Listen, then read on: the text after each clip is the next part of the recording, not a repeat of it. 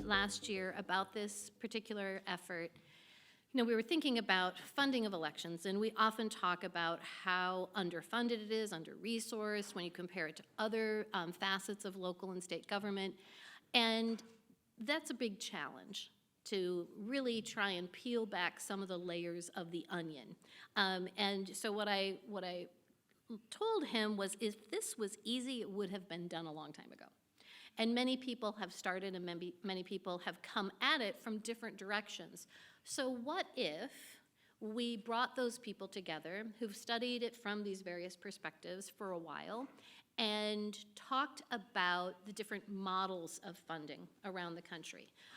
In elections, we talk about bottom up, top down, but it gets confusing, doesn't it? Because are we talking about voter registration being bottom up, top down? Are we talking about funding? Are we talking about who prints the ballots? Are we talking about where do candidates file? There are all of these different complexities around election administration, and depending on what you're talking about, the answer can change.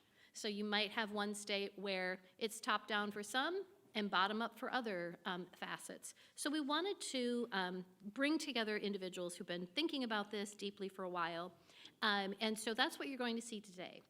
It's kind of a series of panels and discussions and conversations around the work that's been done up until this point.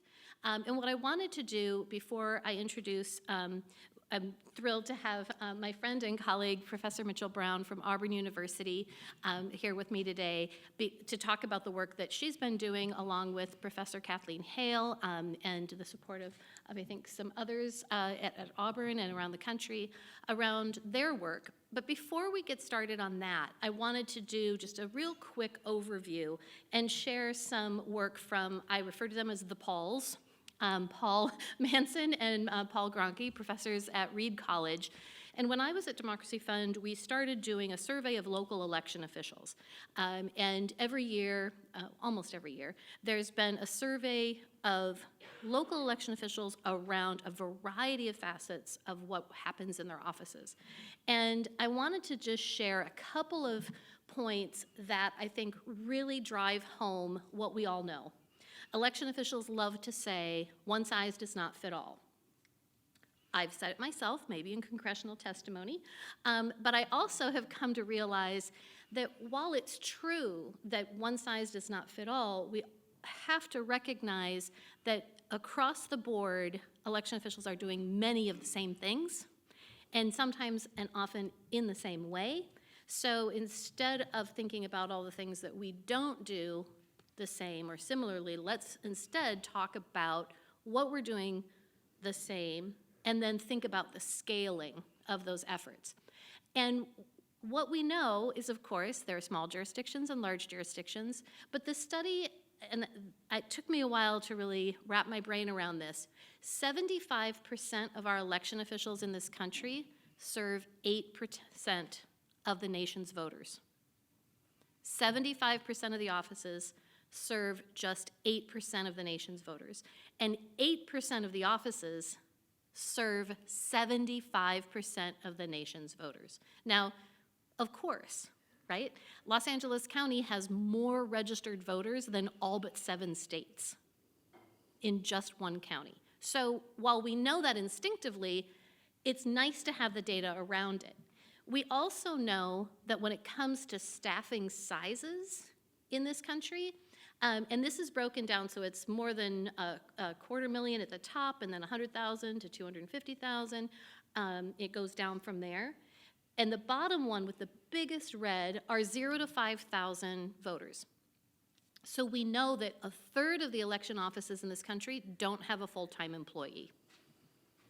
Of course not. If you have an office that's open on Thursdays from 1 to 4, that's not going to be a full-time position. And in those small jurisdictions, that's what we're looking at.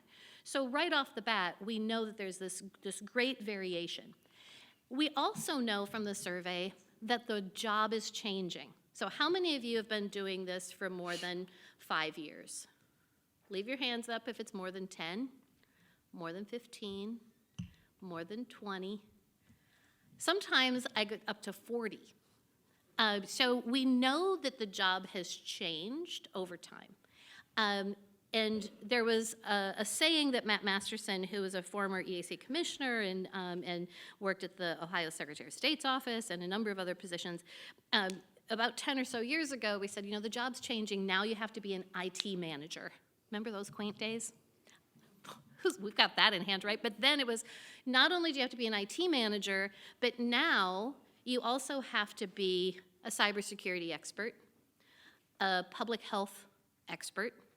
Now you need to be an expert in communication and malinformation. The job is changing, it's becoming more and more complex, and the workload is changing dramatically as well. So we see from this that those small election offices, and those are the red ones at the bottom, have seen the greatest increase in their workload that is designated to elections. So how do we right-size all of this, because this needs funding? And we know that some of the work is coming from FOIAs, some of it's coming from additional media requests, additional scrutiny by the public that you serve. So we know that the job is going to continue to evolve, so how do we make sure people have proper funding? And then this is a newer slide for this year's study around what the work is that people are doing. So I wanted to just kind of share that and their information as a way of talking about, there we go, a way of talking about what we already know, but now we've got some numbers to go along with it. So across the country, the elections might be conducted by the Secretary of State. The election, for many functions, it might be conducted by the county. It might be conducted by the municipality. It might be conducted by the village, the parish. The nomenclature we use varies so much. So it's also important that when we use election phrases, we step back and understand what our own biases are. The first time I attended an election center event 20 years ago, and I heard someone talking about early voting. Well, early voting in Arizona was vote by mail, it was early in-person voting. But across the country, it's not considered early voting in some places unless the ballot's being tabulated right there. If you put it in an envelope, it's not early voting. It's something else. There's in-person absentee voting, which I had to wrap my brain around that. So I just challenge us as we talk through all of these things, we can't always assume that our interpretation of a word or a phrase or a process is the same as what the person is intending. So with that, I'm thrilled to turn over the mic to the one in front of Ms. Brown, to my dear friend Mitchell Brown, who's going to share with us some of the work that she's done. Then we'll have some conversation, have some questions, and Professor Brown. All right, thank you very much. So again, I'm Mitchell Brown from Auburn University. For those of you who don't know, and for the context of some of the things that I'm going to talk about, Auburn, for the past 35 years, I believe, has served as the curricular faculty for the Election Center's National Certification Program. And so we work closely with election officials around the country.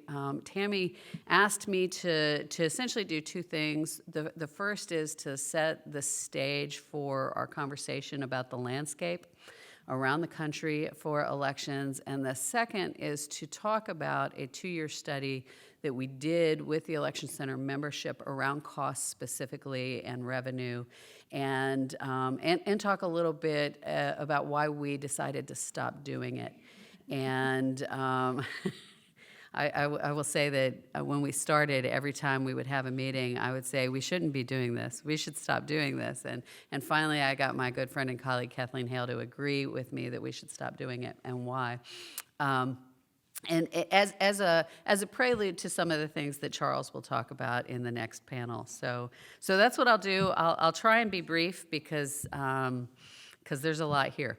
So the first thing I want to talk about is the fact that election administration doesn't exist in a vacuum in the United States. It's part of a complex intergovernmental arrangement. You see here on the screen a really brief overview of what that complex intergovernmental arrangement looks like.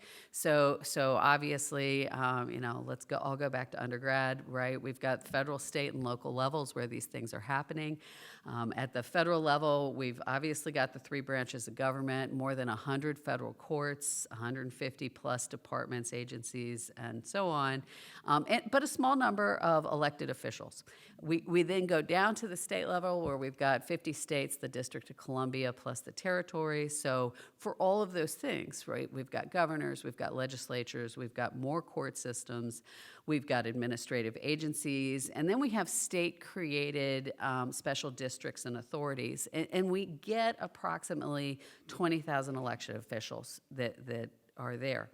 And then we drill down further to this local level where we've got slightly over 3,000 counties with about 20,000 municipalities, about 16 or 17,000 town and townships, about 35,000 special districts, right? Add on to that about 14,000 school districts, and so somewhere slightly over 500,000 elected positions. And so this is the infrastructure that election administration supports. And it's tempting. I teach a lot of classes in comparative election administration looking at other countries, and particularly when we talk about costs, it's tempting to say, there are a lot of places that do this a lot easier than we do, and it's a lot simpler where they do that. Maybe we should do that too. Probably not, right? And it's important in thinking about costs and simplicity in thinking about this complex infrastructure. So then we've got all of these parties that are involved in this that influence this. So at the core is what I just talked about, the national, state, and local government structure, but then we've got all these entities around it. One of the most important ones to me and why I started studying this in the first place is the vendor community. I got dragged to an election center meeting by my friend Kathleen Hale. It's my Still your first friend. one. Yeah, she's Yeah. still my friend. First one was where I met Tammy. We were drinking pear martinis at a bar. That's how I got to know Tammy. A few people have stories like Yeah. But the first panel I went to was a bunch of vendors talking about what they were doing. And I'm a political science professor, and I had no idea what the vendor community was doing in this space. I had absolutely no idea. And I was hooked instantly. I was like, well, wait a minute. This is exciting. And so as we think about costs, the vendor community and the role of vendors is an important thing to think about. We've got in here the media. The media has changed a lot. There are a lot of costs associated with the various medias that we have to think about. We've got a lump of third parties here, and third parties means a lot of things, right? We've got, in an international context, we talk about NGOs. In the U.S. context, there are a lot of players here. There are an array, a burgeoning group of nonprofits who are working in this space, a burgeoning group of advocacy organizations, a fair number of consulting organizations that's growing pretty rapidly too. And then you've got like swaths of lawyers working in the space, and so there's huge costs associated with these people's role in the space as well. And then finally, what we know is we work in a context where other governments are trying to influence either directly or indirectly our elections, and there are cost concerns associated with the role of other governments in this. And so we've got, this giant infrastructure, all of these different players. And then within each of these levels, I realized this morning when I was looking at this, I tried to think about all the different federal agencies that touch this, and I left out the FEC. So sorry. But, and then when we drill down to the state level, we have this other layer of interesting complexity. For people who study elections, the role of states, with the exception of the top-down states, but for the bottom-up states, the role of states has been really growing since MVRA passed in 1993. And there are really interesting conversations about costs and revenue streams associated with states, and knowing who to talk to and where to get data from become pretty important. Who's actually in charge of elections at the state level varies across the states. And so you see some of the titles that we have up here. Mostly it's the Secretary of State's office, but not always. How these people get into their jobs, what kind of background they bring is also different across these states. The size of these offices, the roles that the offices choose to take in working with local election officials, also really different. And so we get this interesting level of complexity there.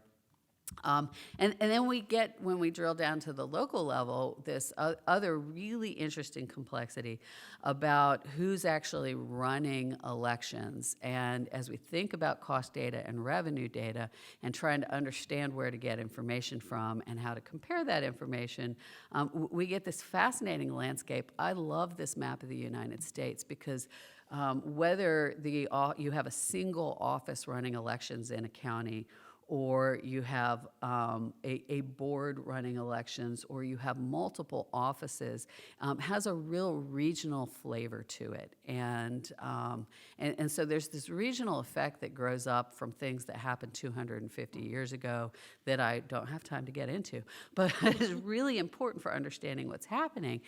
And so when we think about trying to measure costs, and we try to think about trying to look at costs, particularly for the states that you see down here in blue where you have multiple offices involved, we've got this other layer of complexity here. The most complicated structure in the country at the county level is in the state of Alabama where I work, and where there are, for every county except for one of our 67 counties, 5 different offices that touch elections at the county level. And some of those people are elected, and some of those people are appointed, and some of those people have staff roles. And so when you think about taking apart budgets, and when you think about trying to understand the costs involved and the people involved, the blue states are really hard. Right? And so then you think about, okay, well, what are we really talking about? Before we said there were 3,000 counties. Well, it turns out there's some number of election jurisdictions. The number I hear most often, even though I wrote 7,000 up here, is 8,000, but sometimes I hear 10,000. And the answer is it depends, and it depends on the day and the year and the place and the election. And so you get anywhere from a half a person running elections to what we have up here is 500. Some of you in the room right now who know should say, Mitchell, you're wrong. LA County has 1,000. Except the clerk recorder's office, only 500 of them actually ever touch the election. So that's why we have that there. And then you've got issues around precincts. We've got, something around 200,000 precincts in the country, but maybe more or maybe less, depending on the day. Something around 130,000 polling places in the country. Somewhere around 700,000 or 800,000 poll workers who touch this. Poll workers aren't staff, and they're not election officials, right? And it's another important thing to differentiate. Tammy talked a little bit about who these people are. What we know from Paul and Paul's research and other research that's been done about this, and from going into any election office in the country, is that most of the election officials, except for in this room, are female. There are a lot of you fellas out there, so hello, fellas. Most are over 50 and getting older. The salaries vary, and the studies about salaries show really different salaries, and in part this is about who they're talking to and who they're asking. And we know there's real significant differences by jurisdiction size, and these things are known, right? We also get this complexity that Tammy was referring to earlier because we have 50 states plus the District of Columbia plus the territories in rules, in registration procedures, in all kinds of things like do you do mail ballot only? Are you precinct? Do you have early voting? What do those early voting periods look like? Do you have excuse-based absentee or not excuse-based absentee? Do you have permanent absentee lists? All of these things have costs associated with them. Do you have vote centers or not? What is your certification period? The difference in the certification periods, which means the difference in curing periods around the country, is stark. I believe the shortest period in the country is 3 days. That's the state of Florida. The longest is as long as it takes, and that's what's in state law, right? And there are costs associated with certification periods, and there are interesting things to think about. Do you have state mandated audits? How many languages do you actually have to serve your public in? How many languages do you choose to? Because there are some people who go beyond Section 203, right? Do you allow felons to work? There are some fascinating costs associated with felons and felon outreach in the states that allow felons to vote. And so there's some really interesting things there. What kind of equipment are you using? What types of elections do you have? How often do you have elections, right? I put up here, this is a Ballotpedia image of primaries for the 2024 season. One of the other things that gets really interesting in looking at costs and studying costs and making comparisons is how many elections are you running, and when, and why, and so this gets me to our cost study, and I can talk about this stuff all day, so I'm looking at the time. I've got a few more minutes left. Thanks. Okay. So Auburn, in addition to serving as the curricular faculty for the Election Center CIRA certification program, for the past decade, we've worked with election officials to do applied research projects with them to try and solve problems and help them think about how to do their work better. And we've done this on a variety of topics. One of the principles that drives the work we do is that the projects are always initiated by the election officials. They're not initiated by us. And so we find ourselves doing things sometimes that never occurred to me, like our cost study. So around 2015, we got approached and asked to do some work around costs. And so we spent we needed some time to gear up for it. We spent 2017 to 2019 collecting data, and we wound the project down in 2020. What folks were interested in when they asked us to do this work was understanding funding and types of funding and revenue streams, understanding costs, and how they could compare to other places, primarily to do two things. One was to advocate for themselves to get more money when they needed it. And the other was to advocate with state legislatures for policy changes that might make more sense, right? That might make election operations more efficient. One of the important things to know about how we approached this work was the environment that we were operating in when we were asked to start this work was an environment where a couple of the more sophisticated states had started doing cost studies themselves.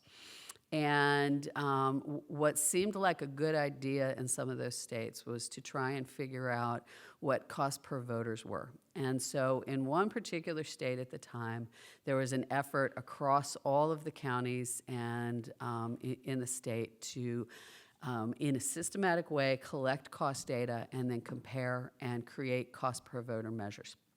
And what happened instantly is that without taking into account the contextual factors of these different counties and how they operate, the state legislature started using this cost per voter numbers to try and punish some of the counties. And so one of the principles we came in with was that anything that we did, we didn't want to be used or harnessed to politically hurt election officials and their counties.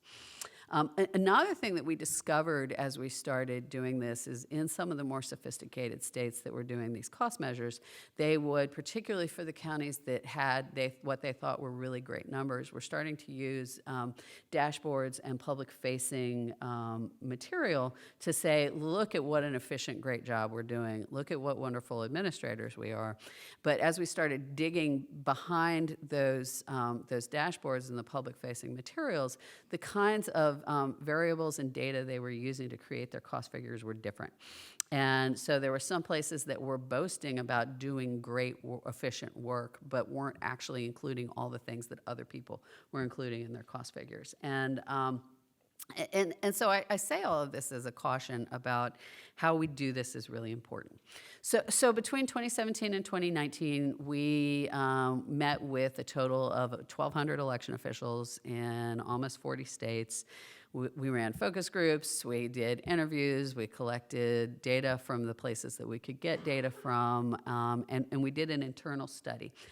Some of the things I'm going to show you, we've published about. Some of the things I'm going to show you, we've intentionally never publicly displayed because we think some of the data are really bad. And part of that principle about not doing harm is about not using bad data that could be used and weaponized against election offices. So one of the things that we did is we were able to get data from 9 states and the counties in 9 states about what the county budgets were and what the election office budgets were.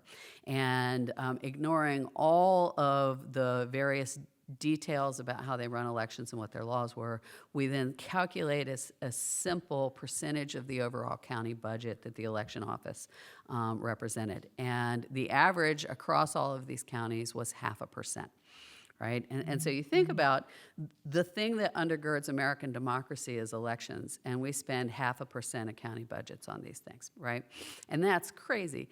We also saw a lot of variance in this, and there's an economy of scale factor in here too, and so the highest percentage was 12%, and but it was a real particular kind of jurisdiction, so there's a lot of variation in here. We also tried to understand in working with the election officials if we were going to collect annual cost data for their offices, where those data go up and down and what you could average over time. And so it became clear, right, that all federal elections happen at the same time. So maybe we can do cost comparisons of federal elections across the states, right? But within the states, all the federal primaries, most of the federal primaries happen at the same time. The state primaries mostly happen at the same time. Your elections for state offices, and then some special elections happen across the states. But at the local level, we start to have a lot of variation that impacts the flow of work in these offices that have cost implications. So we get differences within the states about when county offices are elected, when city and township offices run elections, when school boards run elections, when special elections happen and why. And all of these things, as you're doing cost comparisons, have implications. We then overlaid that for all of the states that we were working with when their fiscal year started. Because one of the things that matters in understanding the budgets that you're looking at is fiscal year implications. And much to our surprise, it was no surprise that some people started their fiscal year in October, and some people started in January, and some people started in July. I was surprised how many people started in July, but that was my own ignorance.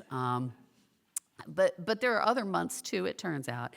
And it turns out, even though all the people in a state and all the political jurisdictions in the same state have the same state rules, not all of them use the same fiscal year for their budgets, and even within states, and that's crazy, right?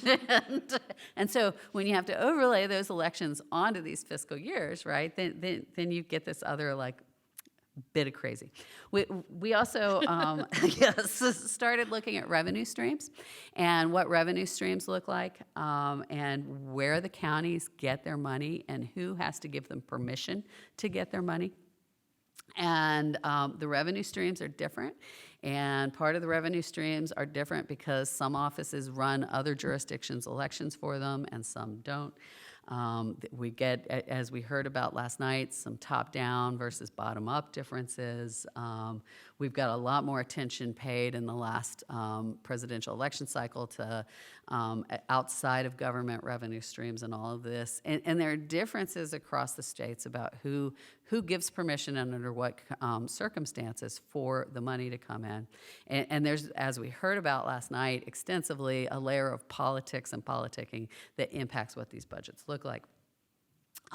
So to the Election Center member cost study.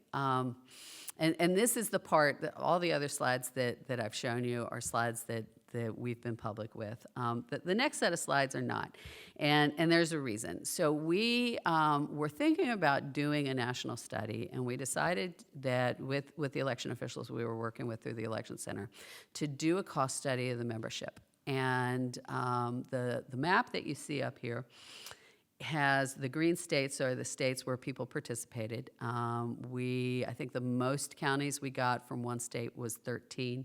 And so there's a lot of variation in here. We had 1,100 people start the survey, or 1,100 somethings start the survey. Only 179 actually finished it. There are a lot of reasons for that. Some of it was some of the information we were asking about. We had a lot of cost questions in here.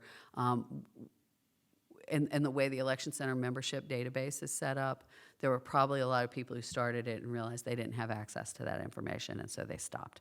And so we get 179 that are fully completed.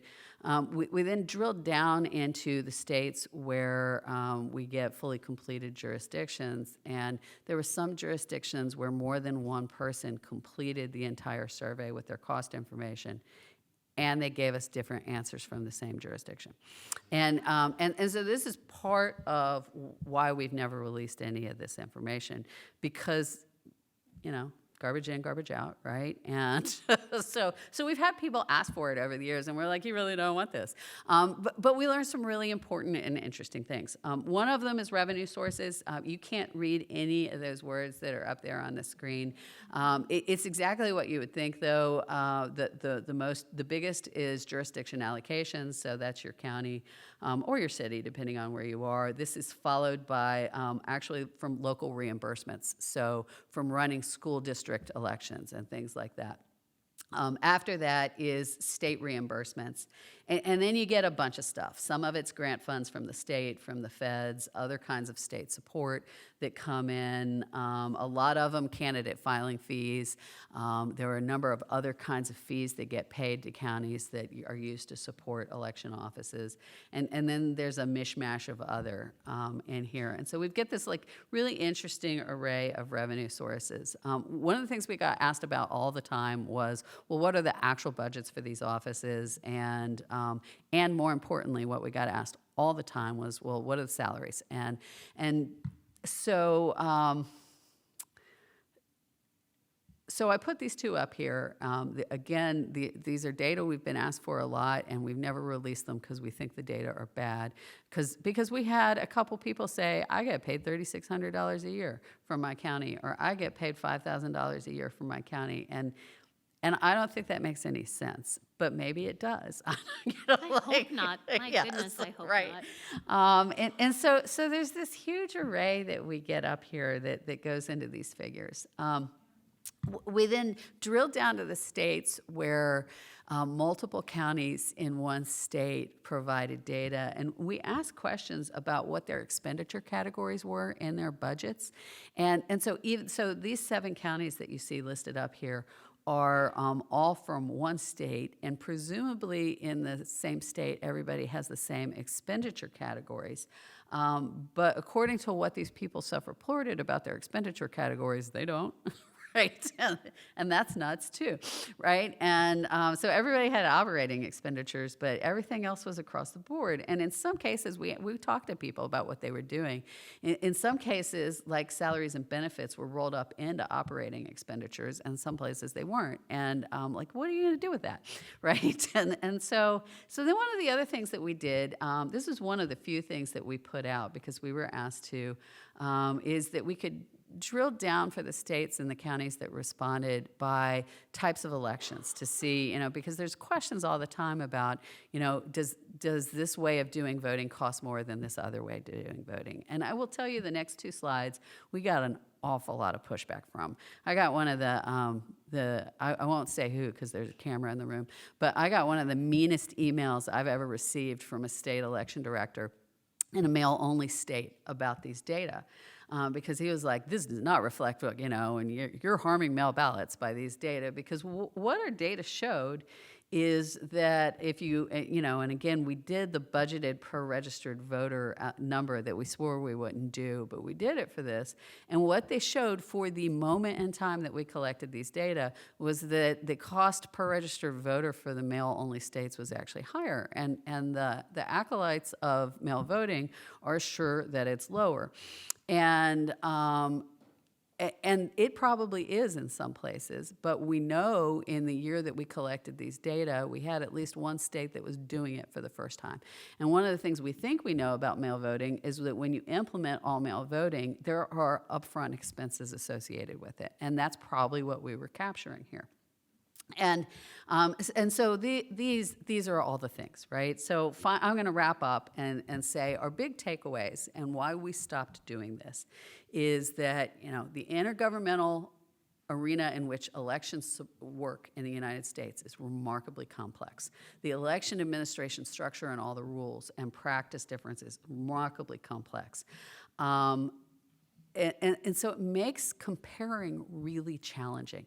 And the other thing that we were sure about was that there was clear political danger in making some of these comparisons. But there's real benefit to election offices in fostering their ability to advocate for policy change, for more money, in having good comparison data. And so what we chose to do with this is, rather than continue a research effort around this, to try and change our classes in the SARA certification program that touch on strategic planning and budgeting, that touch on working in the county, to try and really work with election officials to understand what they can compare on the basis of, with whom, and so they can themselves can get those data from good comparison counties or good comparison states, as well as to work on skills that election officials need around how to advocate for these things. And so that's why we stopped doing that. So I've just puked out a lot of things. We've got 12 minutes left, I think. So thank you. Awesome. Thank you. So you're right, there's a lot there. I think one thing that you had mentioned was not having the FEC up there, but I think to be really clear, this conversation isn't about campaign finance, because there are a lot of people that have worked on campaign finance, and that's kind of their focus. With the exception, I think, in the notion of filing fees. I noticed that was up there, because there are some election offices around the country where they don't collect anything for any kind of filing of petitions, of candidate, nominating petitions, candidate filings. It's free and open, and that brings in the question of, if you are going to use that as a source of revenue, are you putting a barrier to some people for running for office? And what is the correct amount of money to ask for? And what is exorbitant? And what is, is still going to support the process? So there are complications in everything always when we talk about elections, and I think that that's one piece of it. The other piece, and I think this is a lesson that we've all kind of learned in the data space around elections. I think about when the Eves survey first came out, that first set of data were very questionable, so we tend to not look at those as much. And it's improved over time, so when we think about what are we collecting, when are we collecting it, how are we collecting it, what are we using it for, and what do we mean? What is the end goal? So the example I often use is ballots rejected for being late. Okay, that's an interesting question. And were they late because you're in a state that requires them to be in by the day before Election Day? By the close of the polls? By 5 days after? Only for military and overseas? Was it presented to you, but it demonstrates that the voter mailed it on Wednesday after Tuesday's election? So that's why it was late? Was it late because the Postal Service had it for 3 weeks? All of those things mean different things. And so knowing what we mean and what do we really want to know is important. And also another example that I often cite is the question around how many ballots were mailed out and how many were returned. That seems simple enough, right? But for some offices, they're answering truly how many voters requested a ballot that we mailed them to and how many voters returned a ballot. Because I might have sent Josh 2 ballots because maybe he didn't get one, the first one, and he called in and said, hey, I didn't get it, or my dog ate it, or whatever. So he got 2. Some jurisdictions are going to track that as 2 ballots, when in really we just want to know how many were mailed out to that particular, how many voters received a ballot. That's 1. So it can dramatically change our numbers. So as we think about funding and those various places where it's coming from, I think we can identify, as you did in that one slide, we've got federal funds, we've got state funds, we've got county jurisdictional funds. I think even within the county, it's a question around, do you have general operating funds? Do you have different funds? So in Arizona, we had a fund that the county recorders had a filing fee, and it went into a technology fund. So you had to use that fund for purchasing of technology in the office. So in Maricopa County, which was a booming and continues to be a booming county, we had like ridiculously large monitors in our offices and really great technology to support us because we had that resource. So I think when we think about funding, it's a question of what are we going to, what are people tracking? What can we as a profession start to think about? What should we be tracking? What should we be thinking about and defining that? So knowing really, again, what are we going to collect, when and how is going to be important. And the other question that often comes up when we talk about things like the voting by mail, are we talking about costs or resources per registered voter or those who participate, right? So are we looking at turnout? What's our denominator? All of those things. So with that, I want to open it up to questions or comments that people might have from the audience around this kind of general level setting. Are there other models or other sources of revenue, including things like in-kind, right? So some of you pay for polling places. I know Jamie and I were talking last night about, I believe that our hotel is actually a polling place that he uses. And so some places are paid for, some are in-kind donations. With some of the private funding prohibitions that some states are seeing, in-kind donations are potentially going to be prohibited. And so really thinking through what kind of implications there might be. So any questions or any comments around what we've talked about thus far? We'll open it up to the crowd. I really want to hear what the elections administrators and clerks have to say about this topic, but I'm going to just give a couple of comments just to hopefully start us off, and they're mostly comments, but Mitchell, I want you to respond to them. One of the interesting things for me is that I see the wide ranges on your numbers, and sometimes I look at some of our cost data and I'm like, holy cow, like over $100 per voter, and it makes me do a double take. Like, are you really spending that? And we go back and we check it in the data, and it's like, yeah, you really do. So I'm happy to see your ranges are similar to ours. The other thing that you commented on was the salaries and how you're asked about that a lot. And it makes me think about what Jamie was talking about last night about so many people leaving the profession.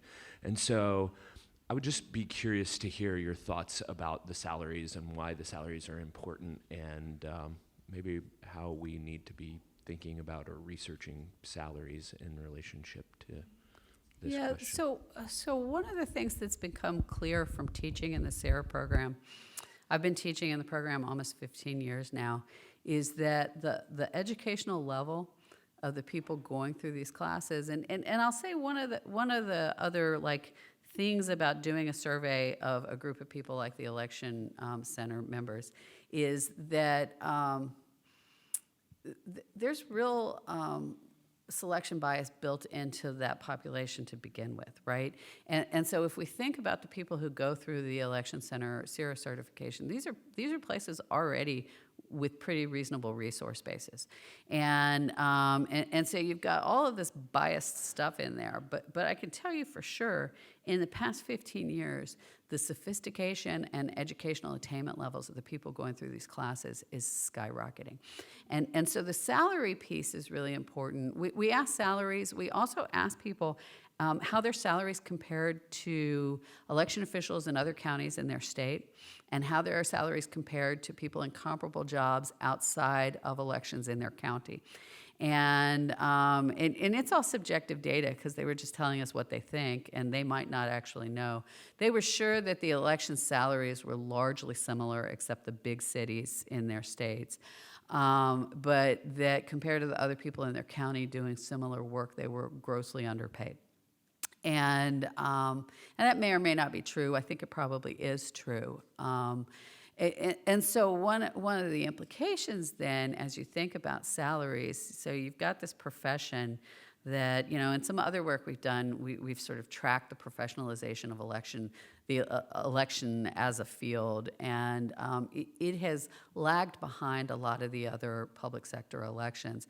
But we're at a place where the professionalization levels, because of the complexity of the jobs, actually needs to be pretty high. And that usually comes with requirements for greater formal education and greater training. And so the kind of people then who you need because of the current challenges that the field face, you have to pay them more. And so to the extent, and one of the interesting cost pieces in here is about turnover, because there's real cost implications around turnover in a field. And so as a thing to study, that's also a really interesting thing to look at.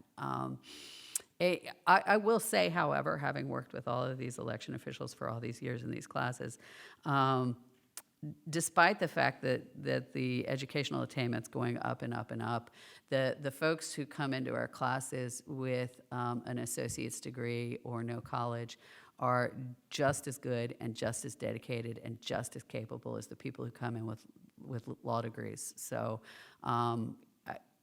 nothing pejorative here in what I'm saying. It's just a fact of what's happening to the profession. Hi, I'm Kawan Song from Public Administration, and thank you for your lecture, speech. I don't know a lot about U.S. election administration a lot, but I can understand from your explanation that there's a lot of variance in the consistency in the administration of the elections, and I wonder in the perspective of professional perspective, the cost and the price of the lack of consistency in this administration of election. I understand it's different. I understand it needs improvement, and there are methods of data management or things like that. And I just wonder what is the implication to the society, community, of this lack of consistency. So I think one of the things that is inconsistent is who is doing or who is responsible for a task. So in Florida, it's the supervisors of election are responsible for all the tasks. In other places, and this is where it might be inconsistent, where you have two different elected offices or two different appointed offices that are responsible for election tasks. One might do voter registration, one might do election day. So the inconsistency isn't necessarily along the lines of the effectiveness or the value or the quality of the work being done. It's just inconsistent in perhaps who's doing it, and whether it's one office or, as Mitchell stated in Alabama, it's 5 different offices. So part of the challenge there is whether or not those 5 offices, or in my former state of Arizona, it was 2 offices, whether or not those offices coordinate well with one another so there isn't duplication of effort, duplication of funding and resources being used unnecessarily. So there can be some value added for having either a streamlined process, or having very clearly defined roles so that you don't have that duplication of effort. And the other kind of further complicating factor, which we talked a little bit about last night, is when you have the state that's responsible for some things and locals responsible for others, and then even uber local municipalities being responsible for yet some other things. If there are political dynamics across any of these places, whether it's a county commission or a county board, and the election official, those political dynamics can have impacts as well. So that would be the way I would think about inconsistency, is not necessarily a value judgment, but it does require us to think about how it's manifesting and if it's being as effective as possible, if that makes sense. Yeah, I think one of the most interesting questions in all of this about the differences in the structures and operations is about efficiencies and administrative efficiencies, right? And there are probably more efficient ways to do things than some places do them.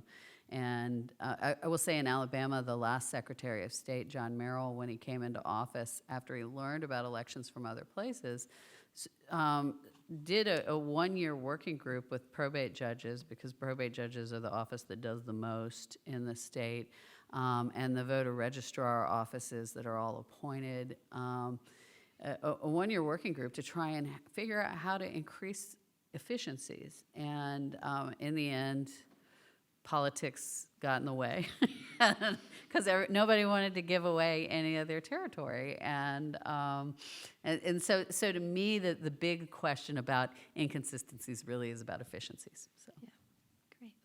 We have one more question or comment? Yeah. Along the lines of administrative efficiency, especially on Election Day itself, is there a fiscal argument to be made in favor of Election days being on the weekends versus this antiquated first Tuesday after the first Monday in November in terms of the general election? I mean, is there a fiscal argument to be made there? There can certainly be made an argument on behalf of the voters and the cost assumed by voters.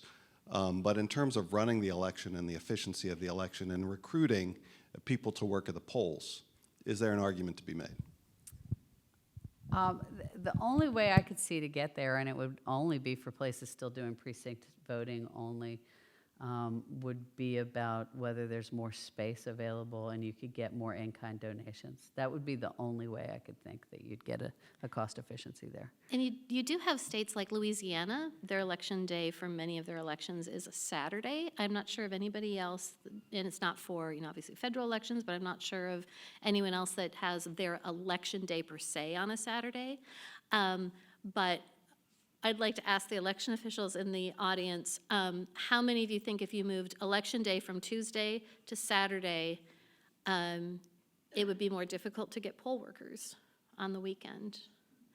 Because you think, well, they're not working their, Monday to Friday jobs, but part of the challenges that we see sometimes with like election day being a holiday on a Tuesday, we've had this experience in Arizona when it falls after Labor Day.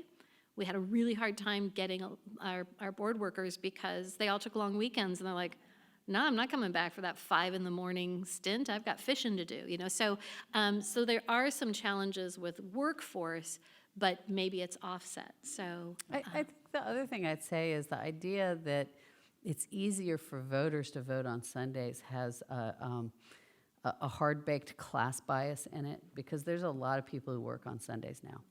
Yeah. And so it's one of the things I think about when voters can actually get out, when you have to find a babysitter or take time off of work. It sort of depends on who you are. Yeah, I think having a voting period has been what more people are kind of gravitating towards. Which is historically how we started, right? For those of you who are strict constructionists and believe in original intent, we started with multiple day voting periods because travel was hard, right? Thank you, Mitchell.